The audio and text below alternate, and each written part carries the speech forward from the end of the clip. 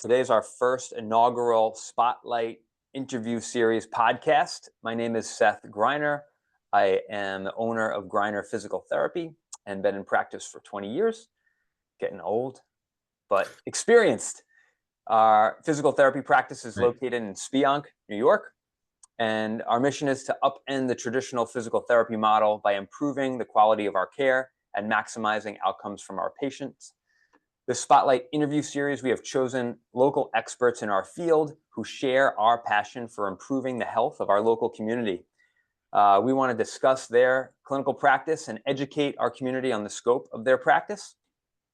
And we believe that with a strong network of passionate and competent medical professionals, we can improve the health and well-being of our community. So today we are really lucky and happy to have Dr. Ashton Stanton as our first guest. Dr. Stanton has 15 years of experience in the field of physiatry.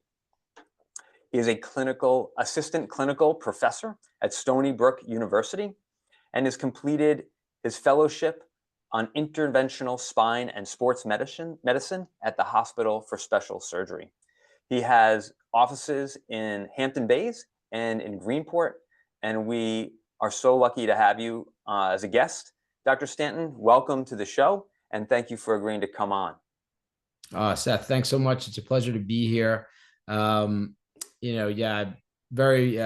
excited to do some collaborating here and kind of make folks aware of maybe a few things that they might currently not have as much knowledge base of, and sort of raise that level of awareness so that they can be better suited to care for themselves and kind of seek guidance and care when needed.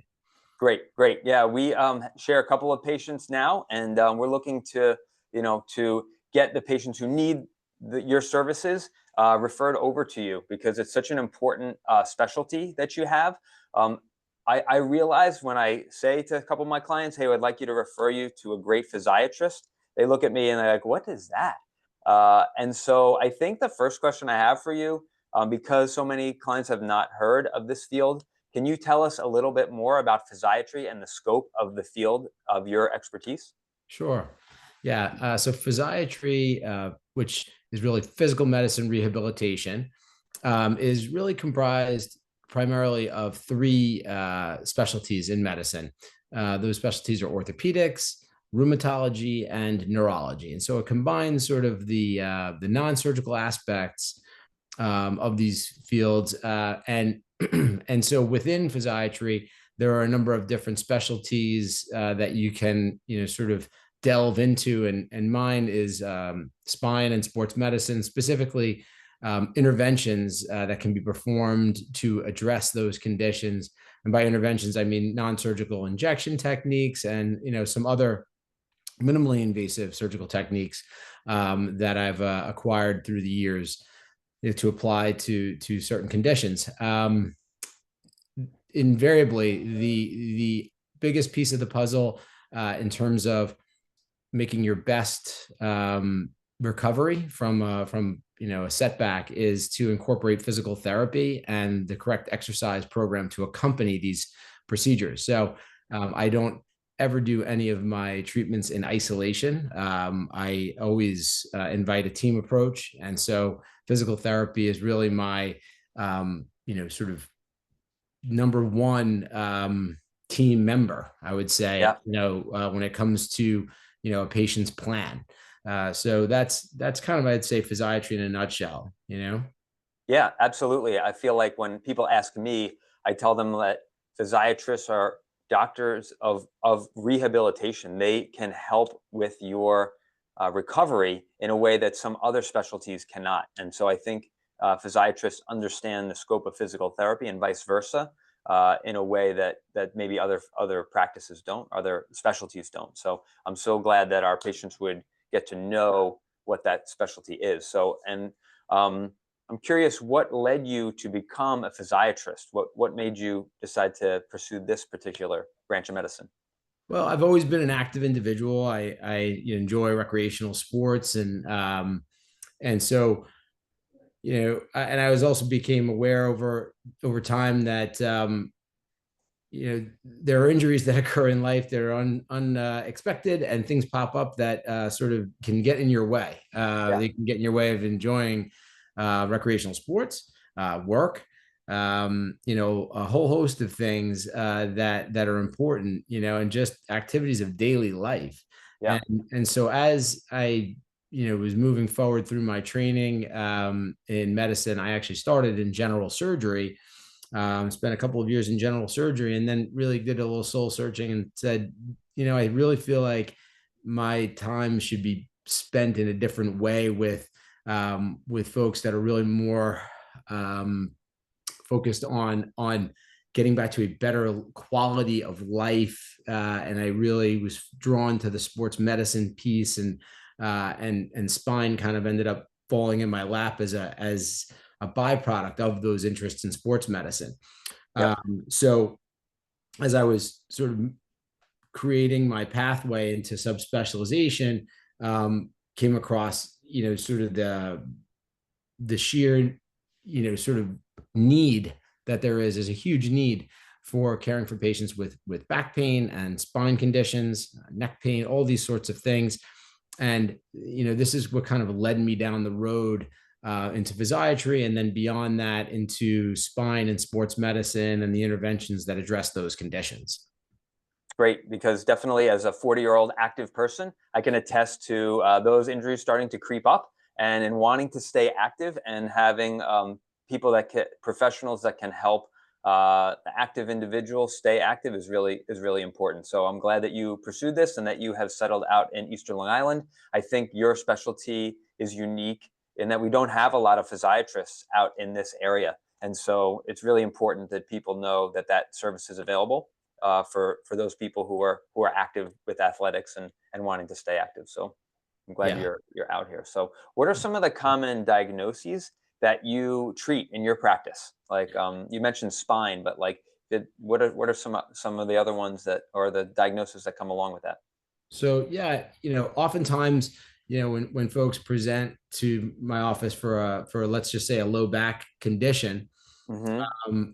in oftentimes we'll find some other problems that are involving the hips, Yeah. whether it's an associated tendonitis or maybe a tendon tear, or some other lower extremity imbalance that can be sorted out along with the management of their lumbar condition. Oftentimes the two are related. For sure. Very Yeah. often folks are dealing with some sort of an ailment, let's say in a knee or an ankle or something for some time, and that throws off their biomechanics, and then it works up that kinetic chain to their lumbar spine, and you end up with a lumbar issue that fires up as a secondary downstream sort of problem, and so we have to kind of put out the whole fire, and we do it in some sort of a sequence, and that's where physical therapy comes into play tremendously, and sometimes the interventions come into play as well to help calm things down, and in some cases really help moving towards healing. But yeah, I would say tendon injuries, muscle injuries of the extremities, whether it's a shoulder, a hip, a hamstring. These things are common areas that I treat. Rotator cuff, all those sorts of areas I'll treat. Yeah. Even mild, mild early, mild moderate, even osteoarthritis.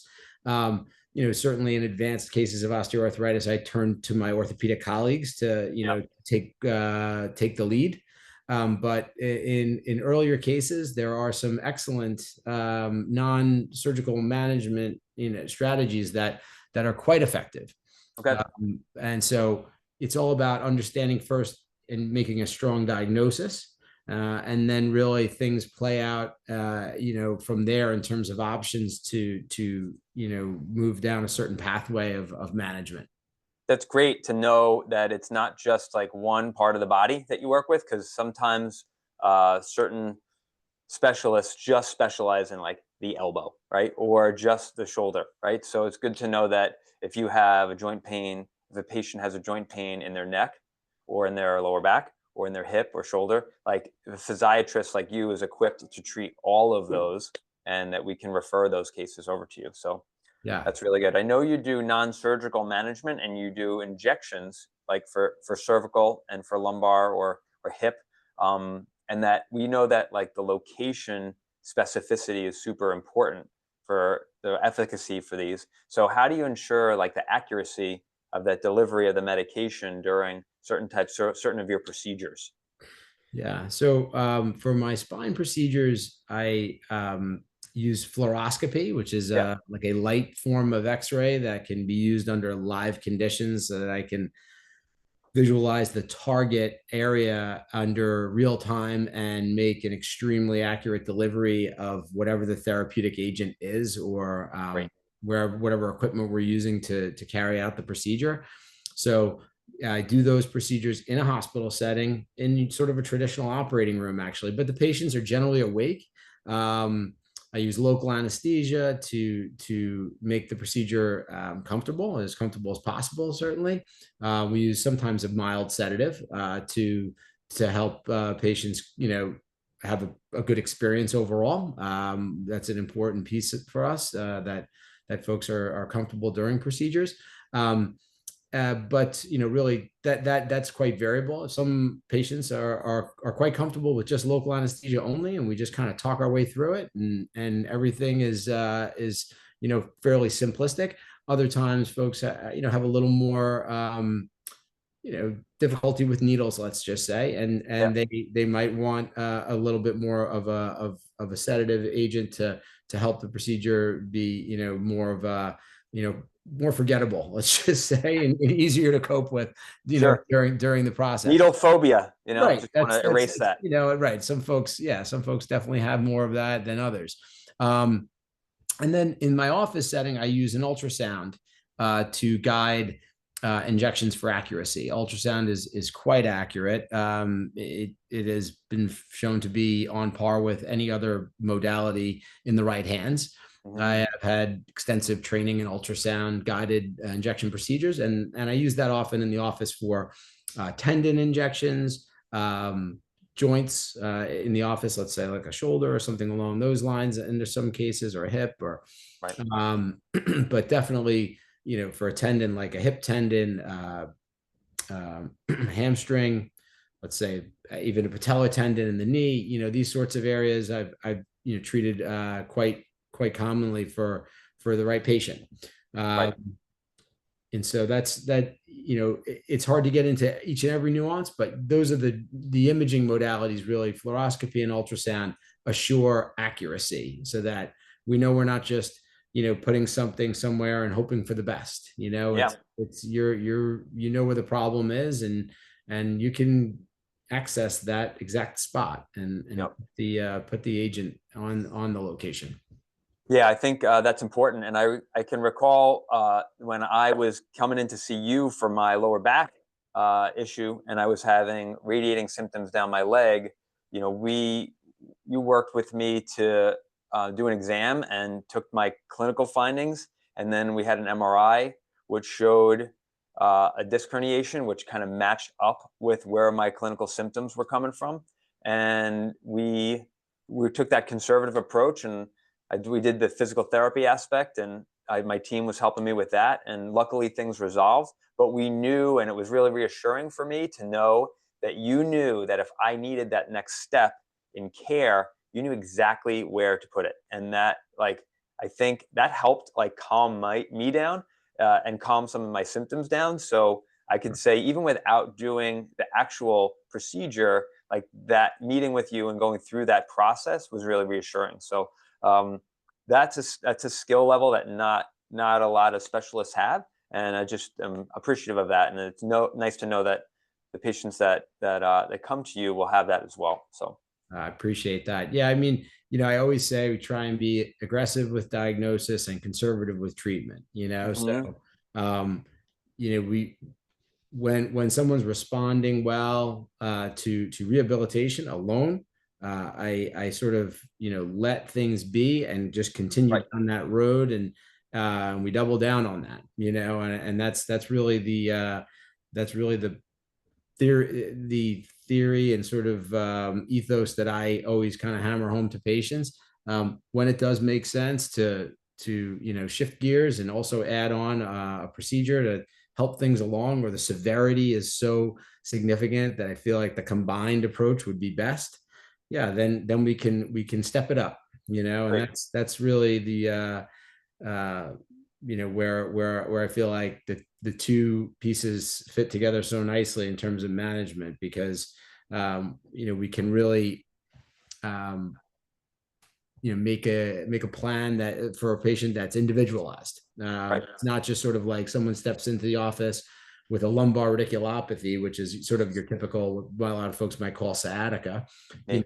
right? And it's like always the same track to sort of recovery. There can be quite individual approaches there and responses to treatment that you have to take into account when you're going through these sorts of cases and with different folks. So yes, it's extremely gratifying, to see folks just make these really great strides where they start when they first walk in your office, and then where they might land, not too far down the road, or where they're headed, not too far down the road, how far they can come in a period of time. So it's a lot of fun as a field of medicine to be part of. Yeah, certainly every patient has their own unique path, and I can definitely appreciate that.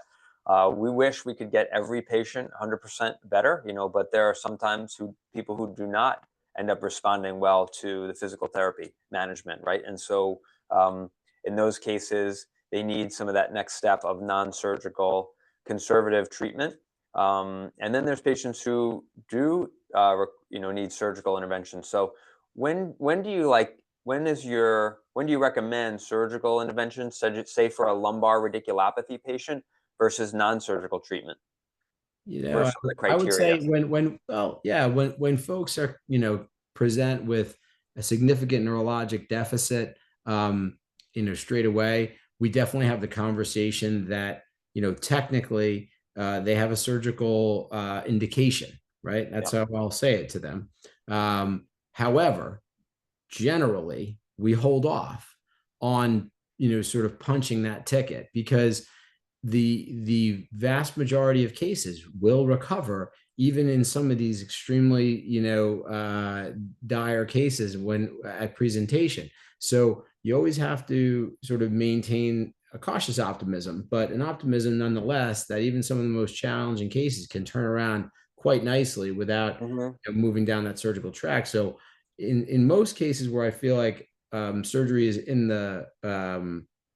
should be in the conversation, I might invite in a consultation in tandem with my treatment, so that we've got all bases covered. That's generally how I'll sort of manage a patient that I feel like surgery might come into play. And that way, a patient really has all their options laid out in front of them. There is really no mystery about what could be done to treat this if it came to that. And I feel like that's again part of what you spoke to before about kind of feeling like you had someone that had a plan to help you in the event that you needed it. So a lot of folks will say like, well, what happens if I have this done and this doesn't work? And we say, well, like you have to go through that contingency. And I like to have those contingencies sort of lined up for folks in advance to make the road seem easier to navigate. So it's not as much of so it demystifies, that what can really be the source of a lot of anxiety, really. Do you have any patient stories like who went through that kind of thing that stand out to you? Yeah, actually, I just highlight that importance of the team approach for like conservative management. Absolutely, I had a patient besides me. yeah. Well, I just it's fresh in my mind here because I had a patient today. That followed up as a young woman, around our age, right, in her 40s, very active tennis player, mother of two, works full time. came, presented to a physical therapist as a close colleague of mine on the East End with an acute cervical radiculopathy. So that, for our viewers, is usually a single nerve root in the cervical spine, in the neck, that is irritated from, in this case, was a disc herniation, and that was radiating down distribution down her left arm into her fingertips and causing significant weakness. She had weakness that, Seth might, will understand this, but many others wouldn't. But she had weakness that she could barely move beyond gravity. So she was really just like 3/5 weakness there, maybe even 3- when I first saw her. And so that's, so her tricep particularly was down significantly. She could not do really much with her tricep there beyond gravitational force. So we worked her up, did the MRI. We saw that it was, lo and behold, what I suspected was a C6-7 disc herniation, C7 radiculopathy. We took her for an epidural steroid injection, kept the physical therapy going, and we made incremental progress. And I mean incremental. It wasn't a home run straight out of the gate. It was, now she was able to sleep, but there was still persistent weakness and still radiating symptoms. And we had to ultimately, we ended up doing 3 epidurals over the course of 6 months. And we were able to resolve 80% of the syndrome. And so I had seen her back, and her strength was returning. She went up to 4/5 weakness in her tricep. So that's really close to 5/5, which is normal strength. Right. So there's tremendous recovery there. And this is someone who could have easily been a surgical patient straight out of the gate and ended up with a fused cervical spine. Right. And so, what did you save that person from there, by undergoing, the appropriate conservative management? She's now back to, playing some tennis, working out. And at any rate, it was really a great outcome from, at different times, what turned out to be quite stressful for her. And I as well. I was, at different times you doubt yourself and say, maybe, this is the time when we should really, kind of send her towards the surgical route. But she had good confidence in the physical therapist she was working with, and they were doing a great job. She was doing the work at home, and it was good, had well placed epidurals, and it all worked out. That's so great. She's really doing quite nicely. We love those success stories, Yeah, and when people get back and they don't end up with a fused segment or going through the pain of surgery, as much as we can to avoid that. That is great. So nice work today. Yeah. And then, what advice would you have for individuals looking to prevent orthopedic injuries who are physically active or involved in sports? What would you tell them? I feel like the most important, again, not to harp on back pain, but it is, globally the largest musculoskeletal ailment. Okay. And the greatest number of individuals in the world that will benefit from rehabilitation are those in the category of low back pain. So I will just kind of go there, for an athlete, in general, have a strong core, incorporate core stabilization into your workouts. It's extremely important. In the end, it will make you better at your sport for sure. It's something that all, high level athletes in sports are urged to train, particularly. And it is a massive impact on injury prevention. Flexibility in the hip girdle and thighs, I feel like and just lower extremities in general. I'd say, as far as it integrates into the low back and hips, is also cannot be underscored. So I would say, stay strong in your core, stay flexible in your hip girdle and lower extremities. And the other piece of the puzzle that I would say for sure for athletes is rest. Incorporate a planned period of rest when especially if you're training for a sport or you have like a season.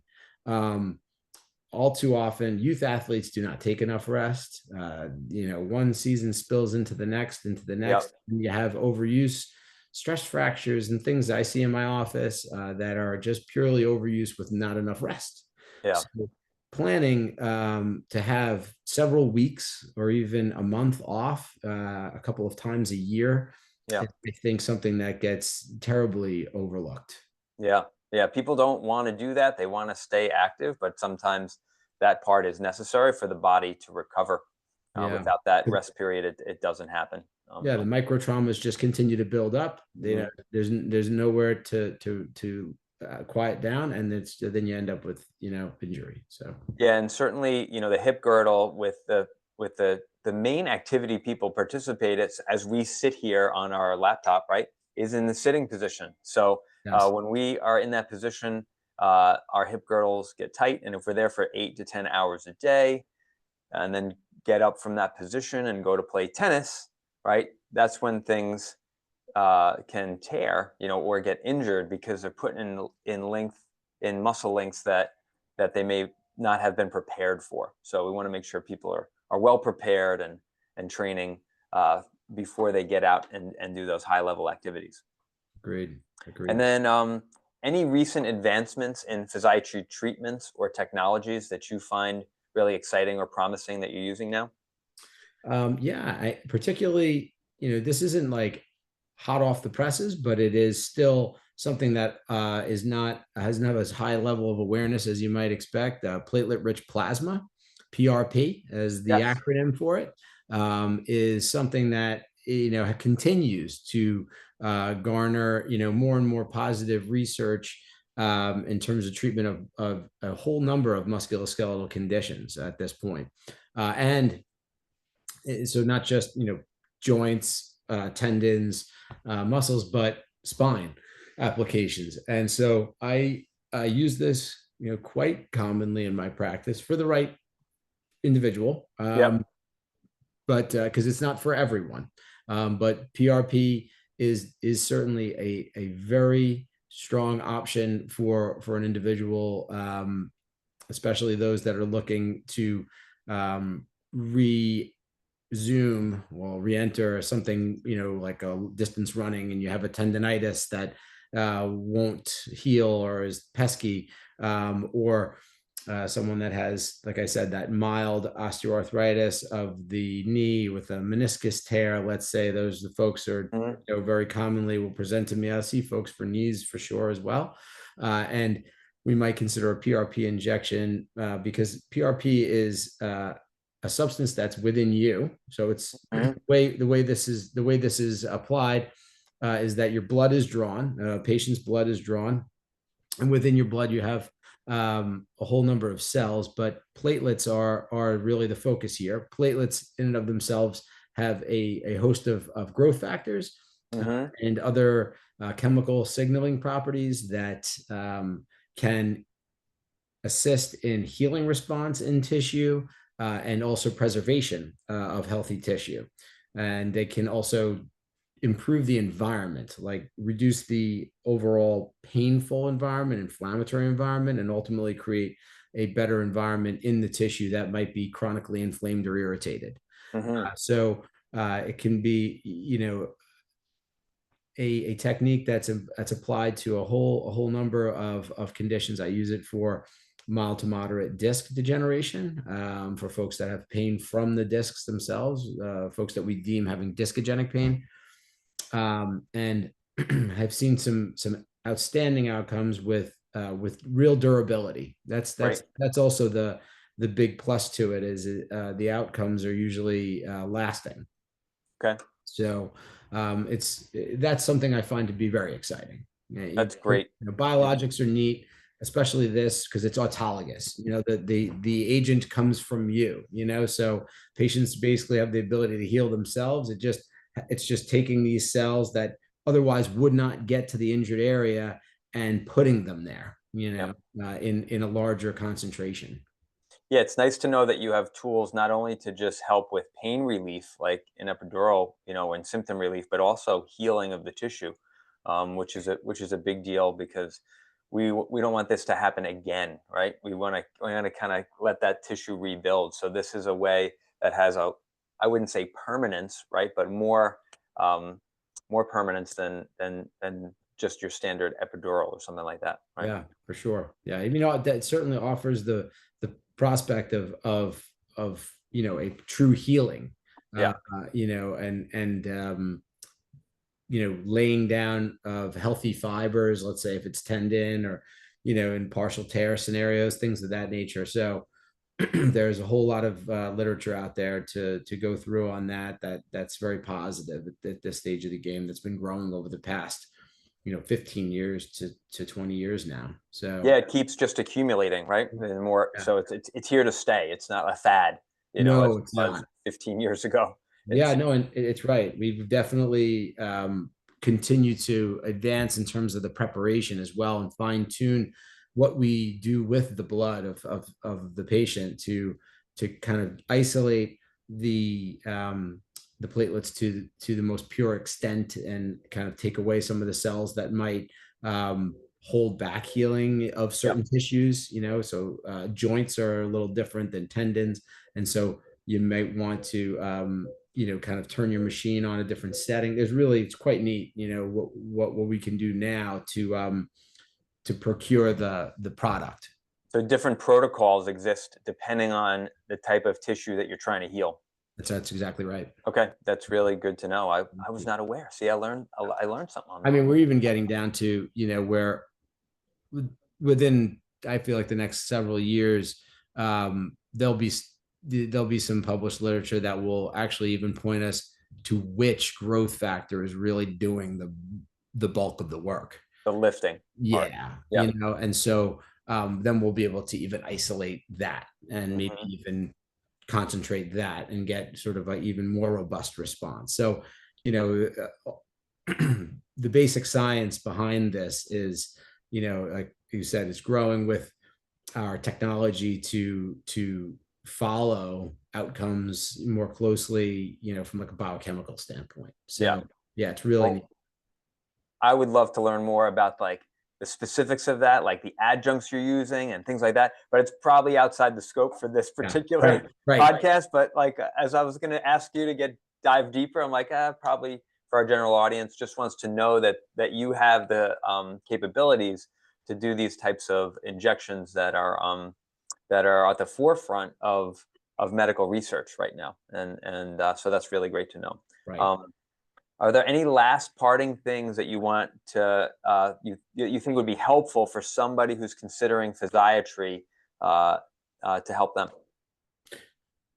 Yeah, I mean, I think when you find that what you're doing, you know, on your own, look, take a stab at treating yourself for a period of time. I think that, you know, a lot of folks know themselves quite well, and can self-treat to some extent. But when you're struggling and you're finding that, you know, things you enjoy in life are slipping away, you know, and you're losing function, as we say, right?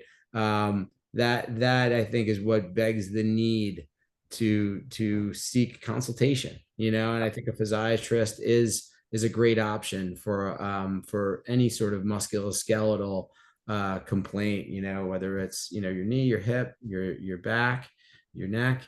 You know, it's a great place to start. And you know, I feel like you'll be able to get a sound diagnosis that way, and then start your path from the ground up, you know, without feeling like you're skipping, you know, sort of very available options along the way. Yeah. No, that's great to know, because there's as physical therapists, we are always asking our patients about their function, and you're one of the first practitioners that also shares that interest, right? And so when your two providers are really caring about what the patient's going to be limited in doing and needs to get back to doing, I think you can provide a more personalized experience and get them the level of care that they need. And so I think I'm really happy that you're in our community, and that we will be able to that people will be able to find you. But I want our listeners to know how to find you. So what's the best way for patients to get in contact with you to set up an appointment for an exam or an assessment? Absolutely. Really just to call my office. Our number is 631-430-2090. And that's our main office line. And I have actually a third office that's I see patients in twice a month in Mattatuck. So our primary Okay. office is in Greenport. And then we're also in Mattatuck and then in Hampton Bays as well. So we have those three locations. And so give a call if we can help. We'll be happy to. Our staff is super at kind of starting the process of guiding. I've trained them extensively on helping folks kind of take the right road to step one. Yeah. So for sure. Awesome. Well, we will definitely share that with our listeners. I thank you so much for joining us, and we'll stay in touch. Thanks again for having me. Okay. It's been a pleasure. Absolutely. All right. Take care. All right. Bye-bye.